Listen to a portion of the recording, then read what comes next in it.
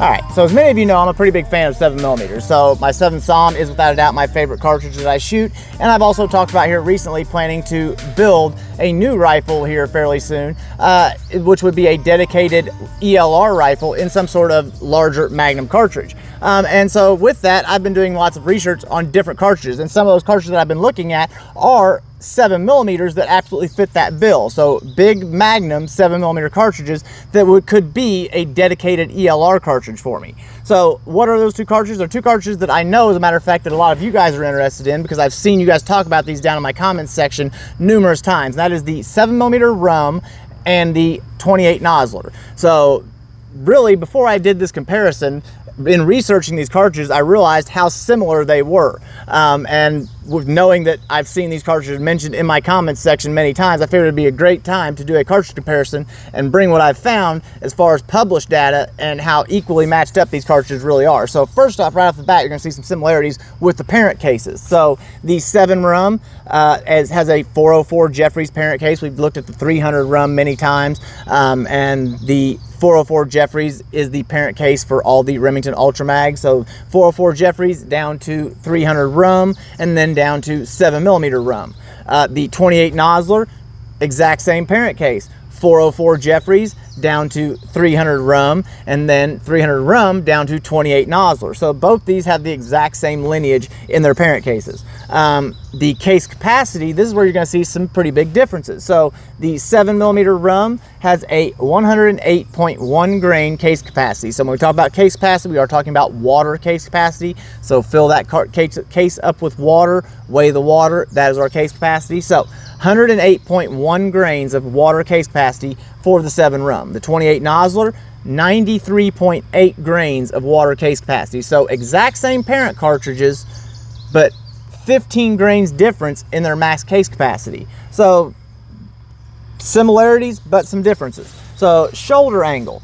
The 7RUM, just like the rest of the RUM family, from everything I have seen, I think all the RUMs use a 30-degree shoulder angle, whereas the 28 Nosler brings that shoulder angle in a little bit to a 35-degree shoulder angle. So a little bit sharper shoulder angle, going to allow you to build up a little more velocity. The velocity, so here's something that was really surprising to me. So velocity with the 7RUM. Now when we do velocity, I use published data. So the published data that I'm using for this is Sierra published data.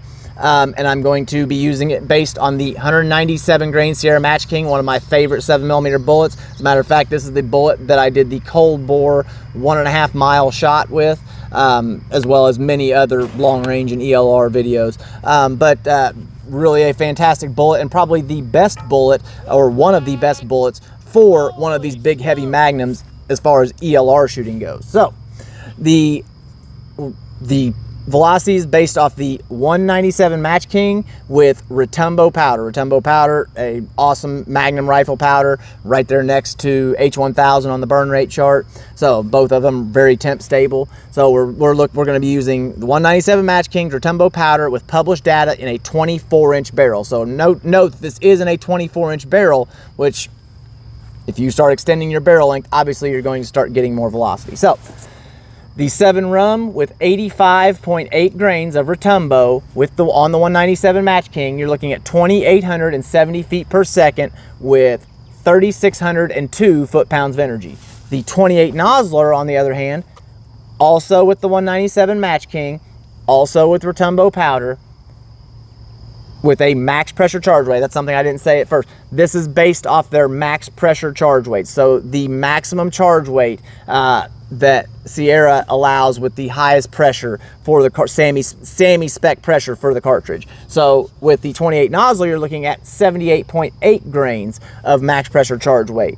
So that is a full 7 grains less max pressure charge weight, but you're getting the exact same velocity, 2,870 feet per second at 2,602 foot-pounds of energy at the muzzle. So there is a 15 grain difference in case capacity, a 7 grain difference in max pressure charge weight, but an equal velocity. And the only difference that we see really is that 35-degree shoulder angle compared to the 30-degree shoulder angle. So I've talked about significance of shoulder angles many times, and this is one of the places where you see that shoulder angle really coming into play.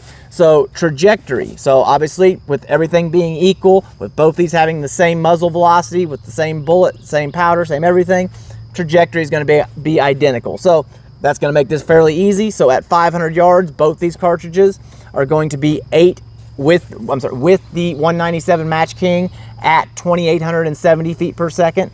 At 500 yards, you're looking at 8.25 minute of angle elevation with 2,343 feet per second velocity left at 500 yards and a 2,401 foot-pound of energy. So pretty stout foot-pound of energy still out at 500 yards. At 1,000 yards, you're looking at a 23.5 minute of angle elevation correction for 1,000 yards, which is an extremely flat shooting cartridge with that only 2,700 or 2,870 feet per second.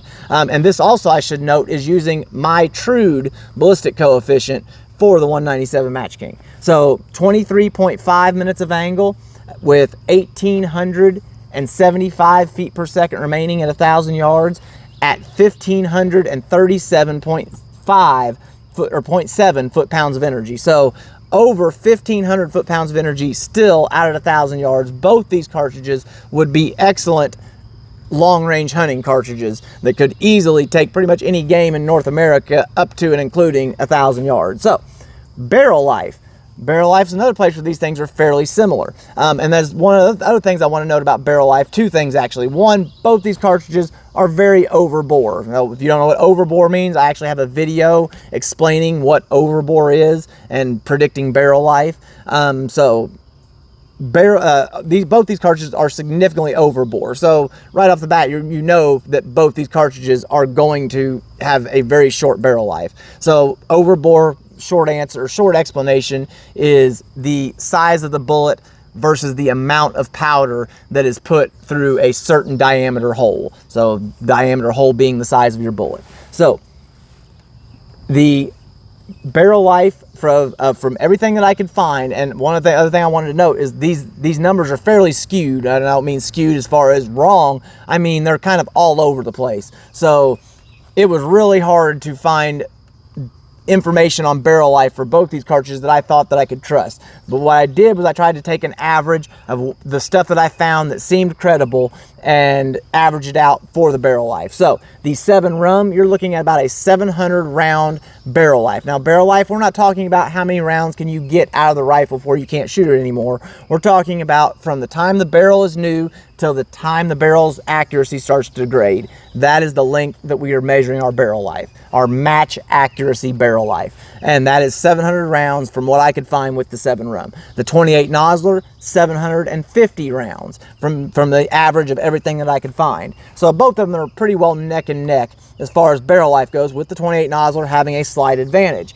So recoil, obviously with the 28 Nosler having a little bit less powder charge, it's going to have a slightly smaller recoil impulse. But it's obvious neither of these are going to, you're not probably, the normal person laying behind these rifles would not notice the difference. Factory rifle availability. So the 7mm, if you're looking to get into a 7mm, from what I've seen, more than likely you're going to be building a rifle, building a custom rifle, having somebody build you a custom rifle, a reputable gunsmith, or going to one of the many places that does pre-custom rifles, like I like to call them. So ready to go rifles that are custom. But the 28 Nosler, on the other hand, actually has a few major manufacturers that are supporting the 28 Nosler still. So the 28 Nosler, you have, as far as factory availability, you have Christensen Arms, Savage, and Browning all producing factory 28 Nosler rifles, or SKUs chambered in 28 Nosler. Factory ammo availability. So the 28 Nosler, obviously being somewhat of a new cartridge, the 28 Nosler is a much newer cartridge than the 7mm. The 28 Nosler, from what I could find, the only real factory ammo availability for it was either Nosler or Gunworks. So both of those are going to be fairly high dollar ventures if you plan to shoot 28 Nosler, or if you plan to shoot 28 Nosler. 7mm, on the other hand, actually has a few factory major manufacturers producing ammo for it. So you also have Nosler as well as Remington and Barnes all producing 7 RUM ammo, factory 7 RUM ammo. But the same problem exists, was the fact that ammo is extremely expensive, and you're going to have deep pockets if you plan to shoot factory ammo for any amount of time out of either of these cartridges.